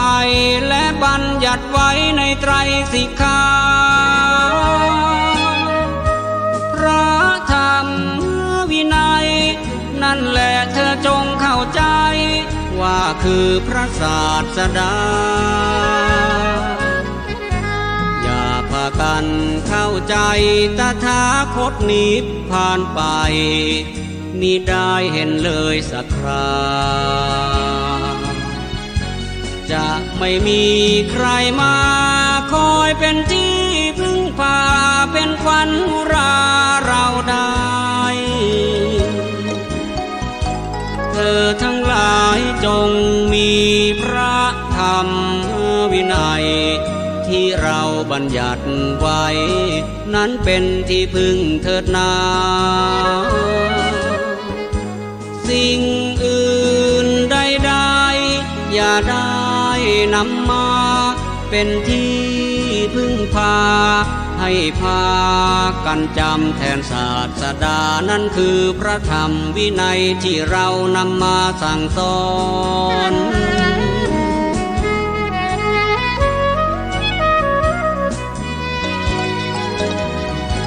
เมื่อเราปรินิพพา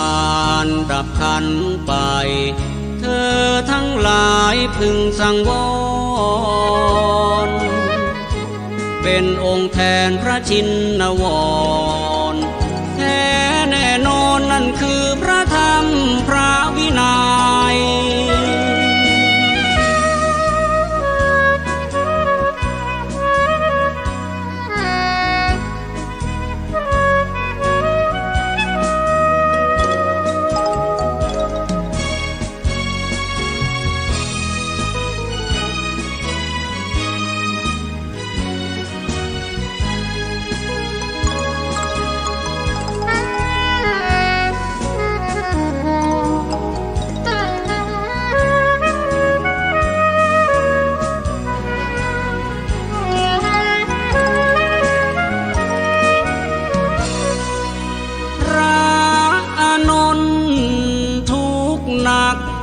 จะร้องไห้หน้าพระพักตร์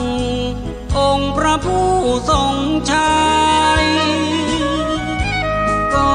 เกรงพระทัยท่านจึงได้หลีกออกไปร้องไห้ข้างนอกนั้น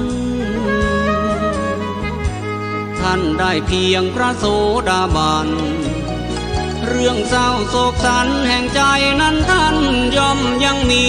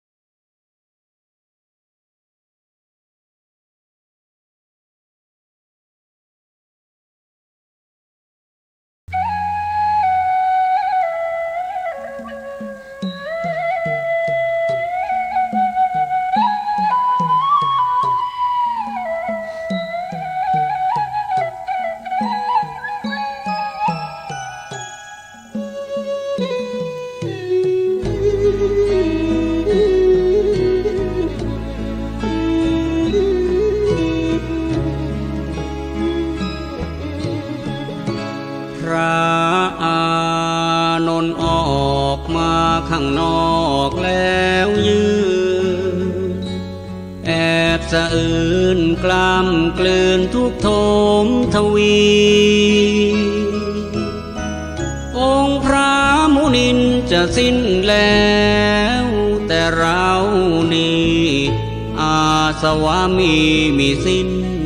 ไป องค์พระบรมครูจะทอดทิ้งเราให้อยู่อย่างเดียวดายนับแต่วันพรุ่งนี้ไม่มีได้รับใช้องค์พระภาควัน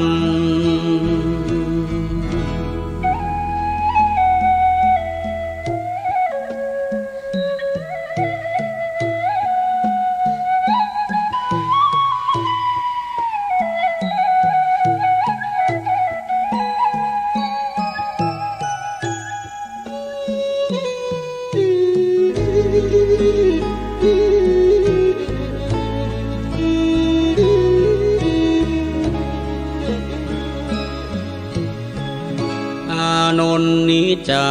ผู้อาจทั้งถือบาทจีวร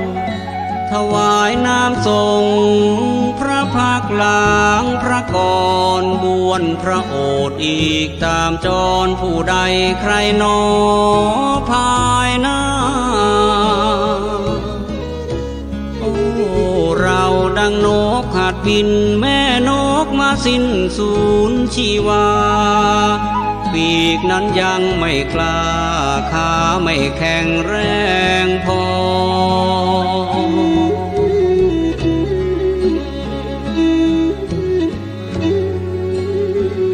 ยังบินทลาต้องระวังรังรอปีกแม่แผ่คอยบินคลอได้พอหล่อเลี้ยงชีวาน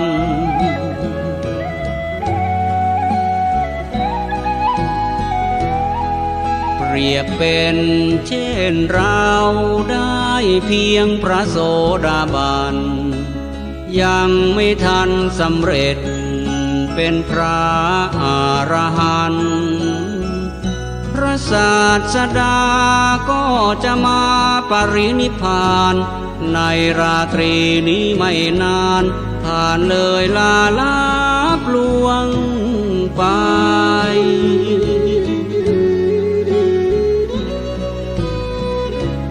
โอ้เราทำชันใดเมื่อสิ้นแล้วพระผู้ทรงชัยพระอานนท์กำสดน้ำตานองหยดรินไหลด้วยสุดจะฝืนสะอื้นยืนรำไห้โศกาอาลัยน้ำตาหลั่งไหลนองน้ำ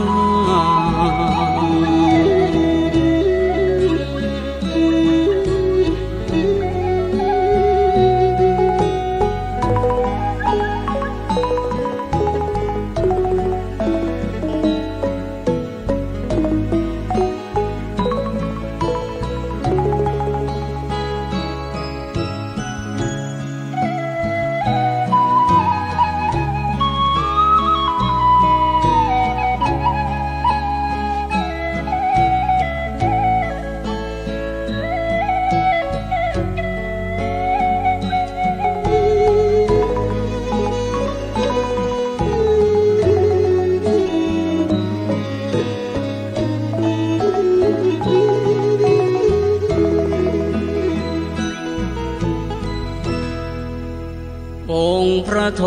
ศพลไม่เห็นอานนท์อยู่ในนั้นจึงตรัสถามว่าอานนท์ไปไหนกันพระภิกษุผู้รู้เหตุการณ์กราบทูลถวายไปว่าท่านพระอานนท์ไปแอบยืนรำให้ฟูงฝ่ายน้ำตาเศร้าระทมมองไม่อกใจนั้นให้เววา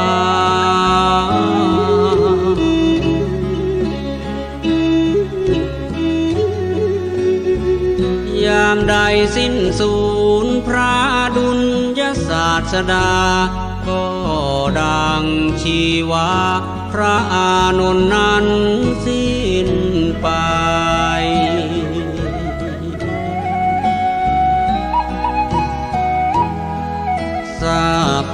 ดังนั้นพลันองค์พระทรงชายให้ตามพระอานนท์มาใกล้แล้วย้ำทำให้ปลอบโยน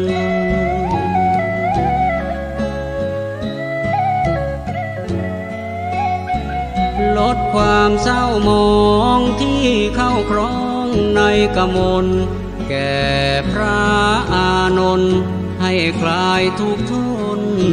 วิญญา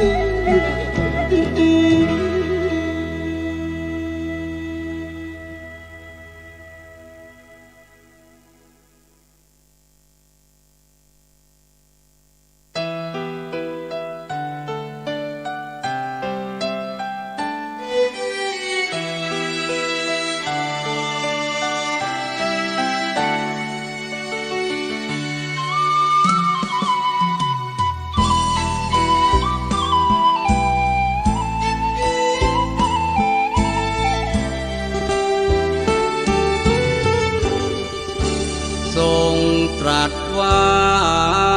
อานนท์เอ๋ยอย่าเลยอย่าเศร้าอย่าโศกซึมเศร้าอย่าเฝ้าอะไรให้หาจนน้ำตานองหน้าอยู่ทำไมเราเคยสอนธรรมย้ำมาก่อนใช่ไหมว่าบุคคลต้องพลัดพรากจากไปจากสิ่งที่รักพอใจ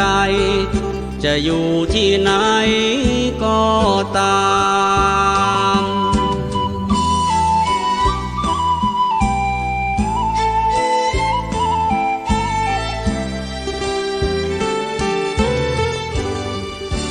อันสรรพสิ่งจริงดังที่เห็นไม่เว้นทุกผู้เกิดแล้วตั้งอยู่พอตั้งอยู่แล้วดับไปเธอนั้นจงครวญคร่ายไว้ประจำเกิดแล้วต้องตายไปทุกรูปทุกนามเป็นใครจากไหนก็ตามเมื่อถึงยามย่อมมีความเสมอกัน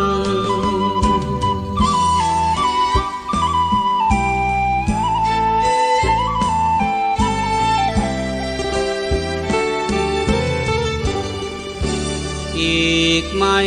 นานหรอกอานนท์เอ๋ยธรรมจะเผยมาไกลให้เธอซึ้งใจทั่วในหรือไทยชื่นเย็นเธอนั้นจะได้เป็นพระอรหันต์เพราะเธอสั่งสมบุญไว้มากอนันต์อย่าเสียใจวิโยคโศกสันอีกไม่นานได้อรหันต์แน่นอนอานนท์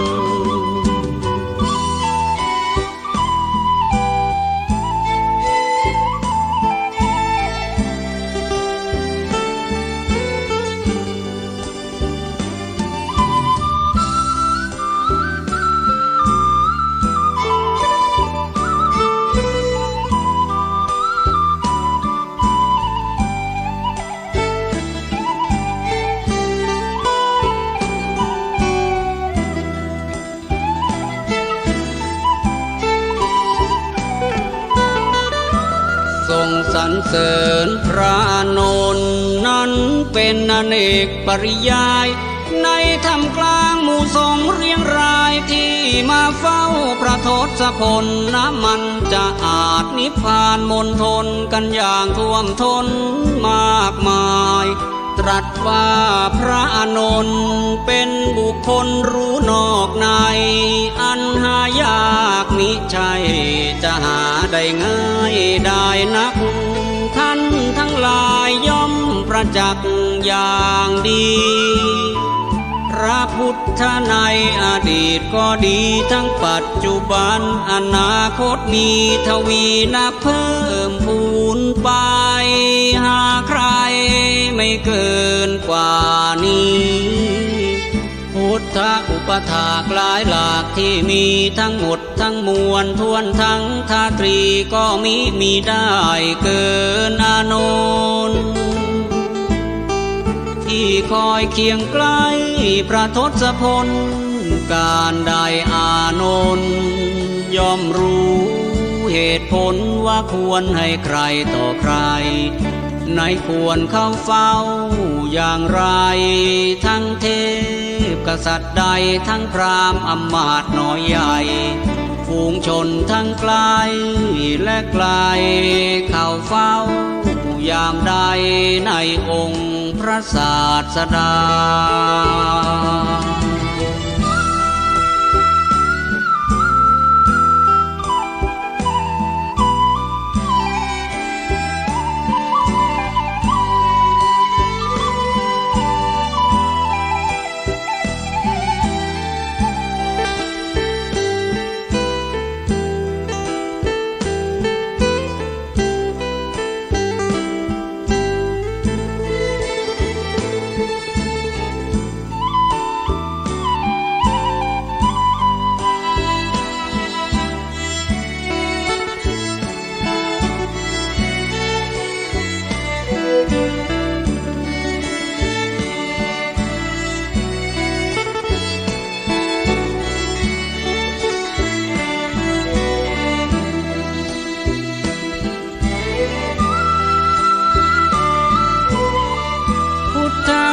บริษัททั้งสี่ต่างยินดีมากมายยามได้เห็นพระนนท์ครั้งใดต่างมีใจเลื่อมใสศรัทธายามเมื่อสนทนาพระธรรมกถาพาให้จิตนิยมยินดีสุขสีสำราญบานใจในพระธรรมที่อานนท์ได้เทศนาให้ฟังแต่ละครั้งยิ่งฟังใจไม่มีใครเบื่อเมื่อยามอยู่ไกลไม่มีใครหน่ายเมื่อยามอยู่ไกลทุกรายหายสิ้นกังวลอานนท์นี้ควรสะดุกดีอุปถากจากใจถวายชีวีแด่ตถาคตทั้งหมดยอมพลีเธอทูลเกินที่พันรนาใจจริงนั้นยิ่งศรัทธาองค์ธรรมราชาตถาคตมาไม่มีการหยุดหย่อนอานนท์นั้นติดแน่นอนไม่ไหวสั่นคลอนในพุทธชินวรทั้งยืนเดินนั่งหลับนอนจิตไม่พลาดขาดตอนอาทรถึงเราตลอดเวลา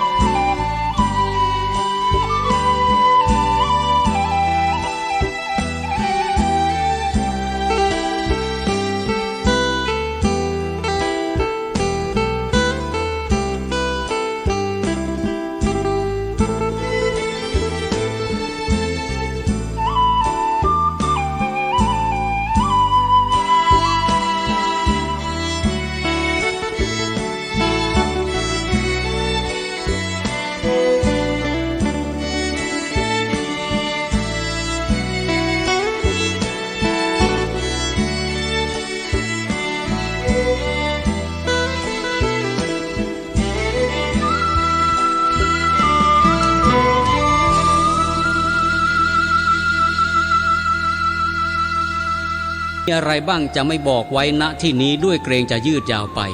สรุปว่าพระบรมศาสดาพระราชทานอนุญาตให้ตามที่ท่านทูลขอทุกประการพระอานนท์เถระเจ้าได้เข้าปฏิบัติต่อองค์พระศาสดาอย่างมุ่งมั่นสุดความสามารถ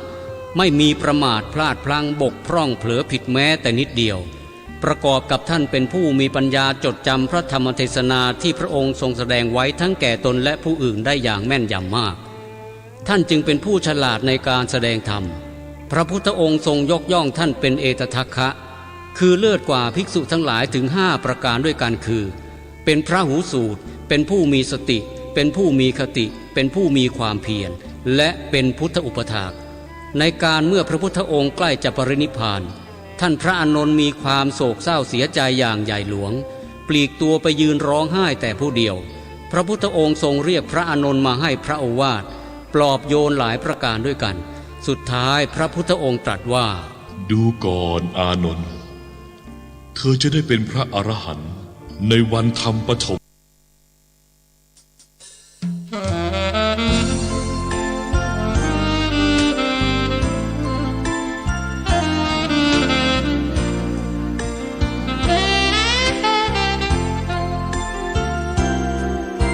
ครั้น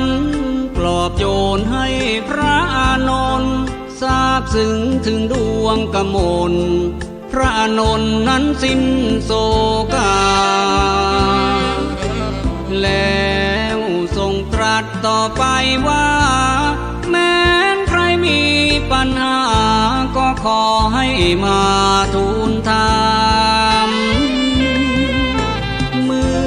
อตถาคตหมดลมหายใจจะได้ไม่เสียหาไทย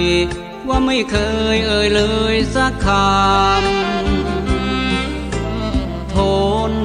เก็บเรียบเงียบงามนี้ได้เค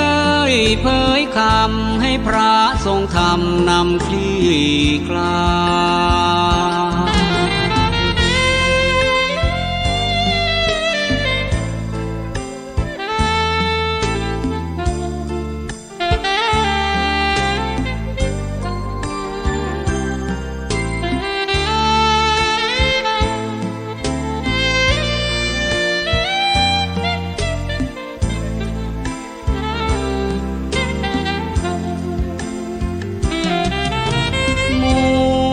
หมู่สงฆ์แห่งองค์พระขวานทั่วสารวะโนทยานต่างเงียบงันเหมือนปานเป็นใบไรสับสำเนียงเอ่ยเสียงทูลถามใด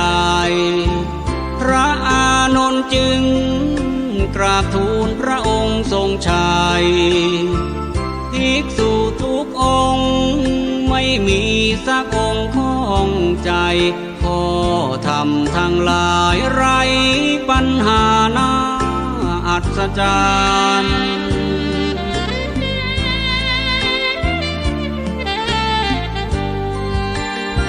พระศาสดาแม้ว่าจะลาไปก็ทรงเมตตาเตือนให้ไว้เป็นยิ่งธรรมสำคัญ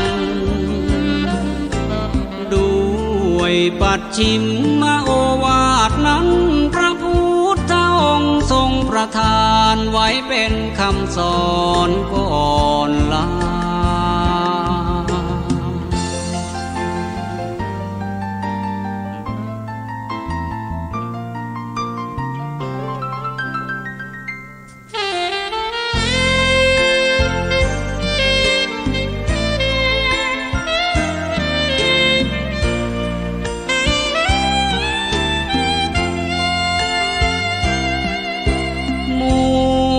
หมู่สงฆ์แห่งองค์พระขวาน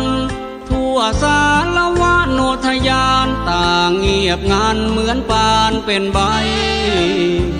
ไรสับสำเนียงเอ่ยเสียงทูลถามใดๆพระอานนท์จึงกราบทูลพระองค์ทรงชัยภิกษุทุกองค์ไม่มีสักองค์ข้องใจข้อ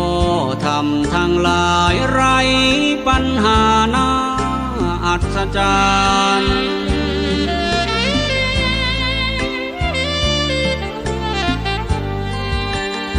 พระศาสดาแม้ว่าจะลาไปก็ทรงเมตตาเตือนให้ไว้เป็นยิ่งธรรมสำคัญด้วยปัจฉิมโอวาทนั้นพระพุทธองค์ทรงประทานไว้เป็นคำสอนก่อนลา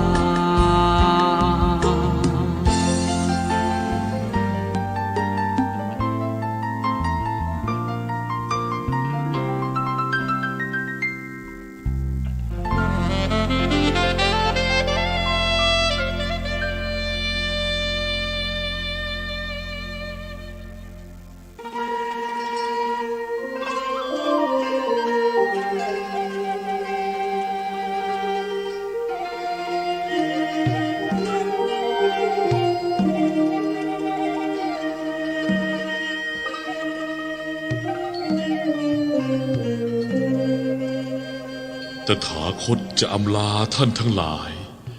เข้าสู่ปรินิพพานในการบัดนี้แล้ว เราขอเตือนท่านทั้งหลายว่า สังขารทั้งหลายมีความเสื่อมไปเป็นธรรมดา ท่านทั้งหลาย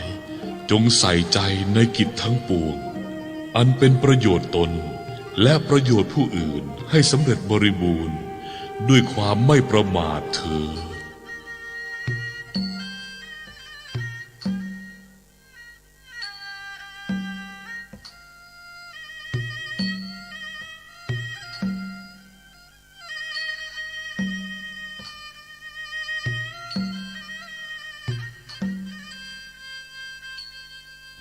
ครั้นตรัสประทานพระโอวาทดังกล่าวจบลงพระพุทธองค์ก็ไม่ได้ทรงตรัสอะไรอีกเลยทั้งสองพระเนตรหลับสนิทพระวรกายบรรทมนิ่งทุกสรรพสิ่งพลอยหยุดนิ่งเงียบสงบ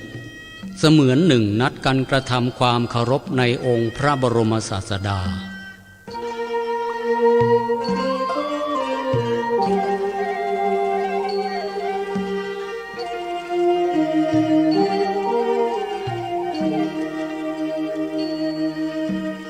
ฝ่ายพระอนุรุทธเถระเจ้าผู้ได้รับการยกย่องจากพระบรมศาสดาว่าเป็นพระภิกษุผู้เลิศทางทิพจักษุทราบว่าพระบรมครูกำลังเข้าฌาน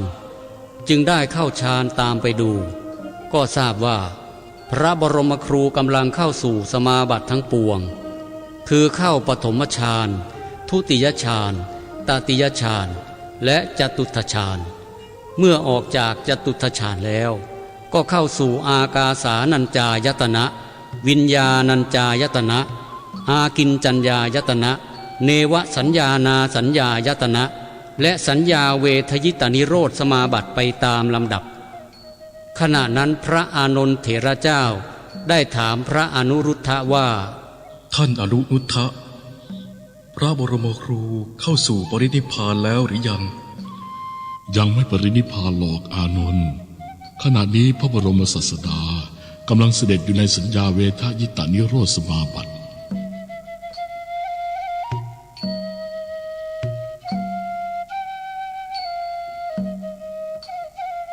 เมื่อพระพุทธองค์ทรงอยู่ในสัญญาเวทยิตานิโรธสมาบัติพอสมควรแล้วก็ถอยออกมาสู่เนวสัญญานาสัญญายตนะเรื่อยๆมาจนถึงปฐมฌานและอยู่ในปฐมฌานเพียงชั่วครู่แล้วออกมาสู่ทุติยฌานมาจนถึงจตุตถฌานครั้นออกจากจตุตถฌานแล้วพระพุทธองค์ก็ทรงเข้าสู่ปรินิพพานในระหว่างจตุตถฌานและอากาสานัญจายตนะนั่นเอง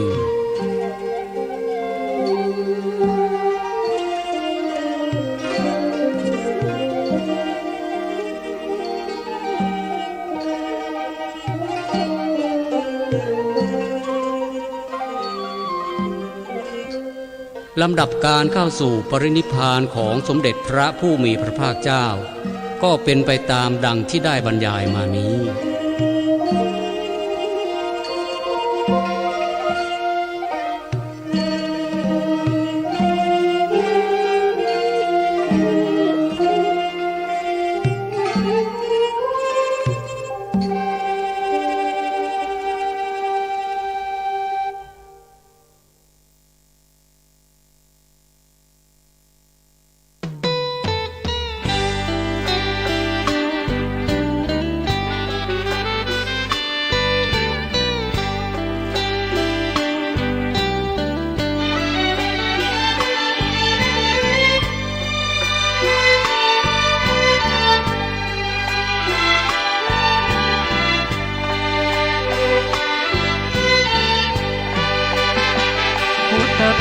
บรรเล